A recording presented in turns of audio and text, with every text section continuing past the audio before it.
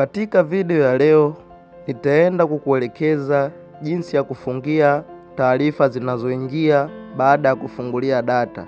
Basi ikiwa kama wewe haupendi taarifa ziingie kipindi unapofungulia data, na uwaga mara nyingi zile taarifa zinazoingia pindi tu unapofungulia data zinasababisha bando lako kuisha kwa haraka. Sasa moja kwa moja tunaenda kuanza somo letu. Tizama hii video hapo.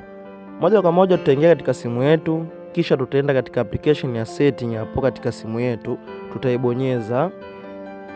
Tukishaibonyeza tutaletwa sehemu ya hapa, tutashuka kuelekea upande wa chini, tutaenda sehemu iliyoandikwa notifications, tutaenda kuibonyeza hapo.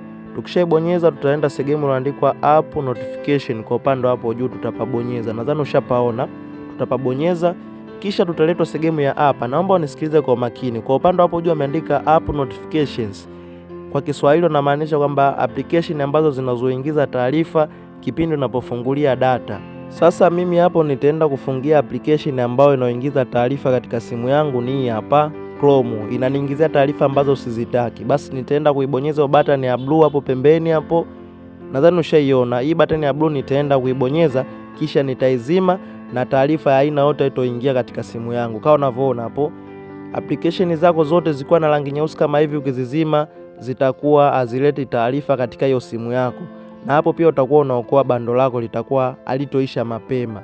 Na kama unataka notification ziingie kama kawaida, basi utawasha rangi ya blue kama hivyo katika hizi application mbili ulizoziona hapo. Kuna Weza na kuna Visual, hizi hapa mbili.